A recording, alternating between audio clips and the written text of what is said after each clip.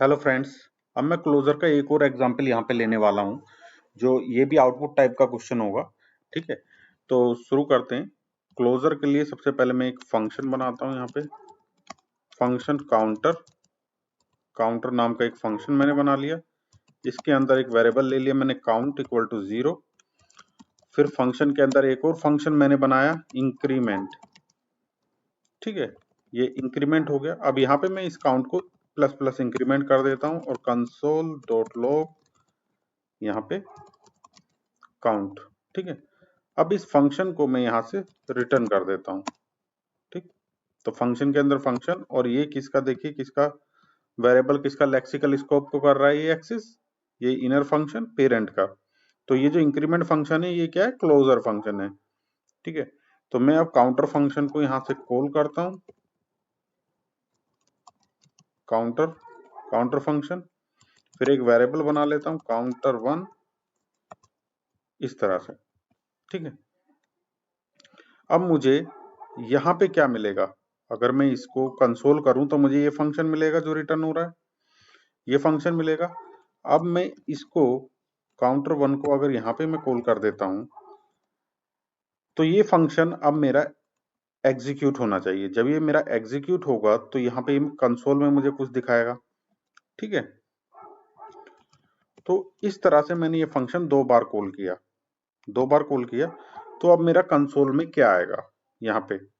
ठीक है, कंसोल में क्या आएगा, अब जैसे ही मैं इसको कॉल करूंगा फर्स्ट टाइम तो जीरो है, और इस फंक्शन का जैसे क्लोजर बनेगा तो ये क्या करेगा, यहाँ पे जो जीरो वैल्यू, काउंट की जो जीरो वैल्यू होगी इसे इंक्रीमेंट करके 1 कर देगा, और इसका रेफरेंस इस इंक्रीमेंट के पास होगा, और यहाँ पे इसको 1 मिल जाएगा। जब ये दूसरी बार हमने इसको कॉल किया, तो फिर ये जीरो से जीरो नहीं होगा, उस टाइम पे वहां पे रेफरेंस पे ये 1 पड़ा हुआ है।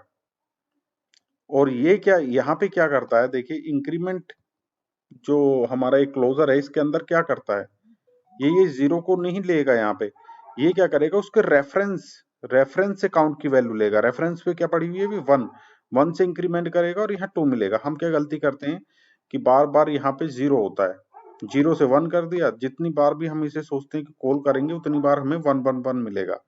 देखिए मैं दिखाता हूँ, देखिए 1 और 2। अब मैं सोर्स में जाता हूँ, फर्स्ट टाइम पे देखिए ये क्लोजर बन गया, और इसमें काउंटर जो है, लेक्सिकल स्कोप में काउंटर आ रहा है, तो ये काउंट कोलन 1 फर्स्ट टाइम पे जैसे ही एग्जीक्यूट हुआ तो ये काउंट कोलन 1, यानी कि जहां पे ये रेफरेंस पे ये काउंटर है वहां पे 1 हो गया। हमेशा ये याद रखें कि क्लोजर के अंदर जो हम कोई भी वेरिएबल उसके पेरेंट का लेक्सिकल स्कोप का अगर यूज कर रहे हैं तो वो हम डायरेक्टली यहां से यूज नहीं करते हैं। ठीक है, क्यों क्यों हम यूज करते हैं, उसका रेफरेंस हमारे पास होता है, वो वेरिएबल नहीं होता, ये वेरिएबल नहीं है, रेफरेंस है। तो रेफरेंस से वैल्यू निकल के आती है। अब पहले रेफरेंस पे अगर हम प्लस प्लस भी ना करें, प्लस प्लस भी अगर नहीं करते तो जीरो यहां से नहीं उठाएगा, वो रेफरेंस से एक्सेस करेगा। ठीक है, तो एक ये हो गया है। अब एक चीज है, अगर हमें यहाँ पे डिक्रीमेंट एक फंक्शन और लेना पड़े तो हम कैसे लेंगे, मान लीजिए इस तरह से लेंगे, लेकिन एक फंक्शन के अंदर दो बार हम रिटर्न कर पाएंगे क्या, इस तरह से। ठीक है, तो ये भी हमसे पूछ सकता है कि इंटरव्यू में ये भी पूछा जा सकता है कि हम डिक्रीमेंट कैसे लेंगे, या फिर हमसे ये भी पूछा जा सकता है कि क्या हमारा कोड जो है अच्छा कोड है और ये जो है स्केलेबल कोड है। ठीक है, तो हम कहेंगे नहीं नहीं है, उसके लिए हमें क्या बनाना पड़ेगा, फंक्शन कंस्ट्रक्टर। ठीक है, तो उसके अंदर हम ये सब हैंडल कर सकते हैं फंक्शनल कंस्ट्रक्टर के अंदर। ठीक है, तो वो कैसे होगा, फंक्शनल कंस्ट्रक्टर में क्या होता है, उसका नेम सी कैपिटल से हमें शुरू करना पड़ता है, और जो यहाँ पे फंक्शन है वो फंक्शन, इसका मेंबर इस तरह से दिस डॉट, यहां से ले आता हूं, इस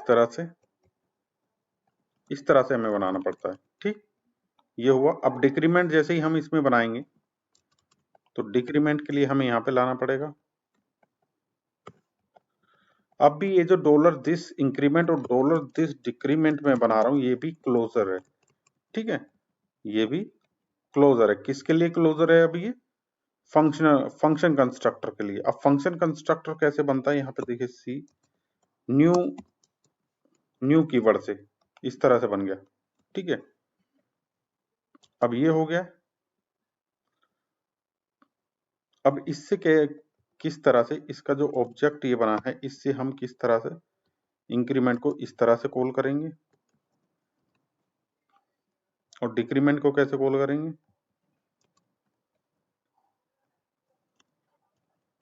इस तरह से, ठीक है। डिक्रीमेंट में यहाँ पे माइनस माइनस हो जाएगा। अब देखते हैं, मैंने यहाँ पे इसको हटा देना, डिबगर को रिफ्रेश करता हूं तो देखिए 1 0 फर्स्ट टाइम पे यहाँ पे इंक्रीमेंट हुआ 0 से 1 और फिर 1 था। इसको जब हमने डिक्रीमेंट किया तो इसके रेफरेंस पे कहाँ पड़ा हुआ है? रेफरेंस पे पड़ा हुआ। देखिए अब भी रेफरेंस से ले रहा है ये, ठीक है। अब भी रेफरेंस मैं आपको फिर से दिखा देता हूँ। यहाँ पे जाता हूँ मैं, डिबगर लगाता हूँ, किया मैंने रिफ्रेश, देखिए क्लोजर है ये। अब भी ये हमारा क्लोजर है फंक्शनल कंस्ट्रक्टर के अंदर, ठीक है। तो रेफरेंस से हमने उठाया। अगर मैं यहाँ पर इसको कमेंट कर देता हूं, हटाता हूं यहाँ पे, और अब मैं इसको इस तरह से, अब बताइए अब क्या होगा? ये मैंने डिबगर हटाया, ठीक है। अब क्या होगा? यहाँ पे इंक्रीमेंट है, यहाँ पे डिक्रीमेंट है। तो अब देखिए 1 और -1 हो गया है। 1 और -1 जब भी हमने इस तरह से न्यू कीवर्ड से लेके हमने इस तरह से फंक्शनल कंस्ट्रक्टर का ऑब्जेक्ट बनाया, तो उस केस में क्या करेगा कि ये हमारा नया लेक्सिकल जो हमारा ग्लोबल एग्जीक्यूशन कॉन्टेक्स्ट बनाएगा, नया बनाएगा, और नया बनाएगा तो उसमें 0 रहेगा, ठीक है। लेकिन अगर सेम के साथ हम काम कर रहे हैं तो उसमें 0 फर्स्ट टाइम रहेगा, उसके बाद उसका रेफरेंस यूज करेगा।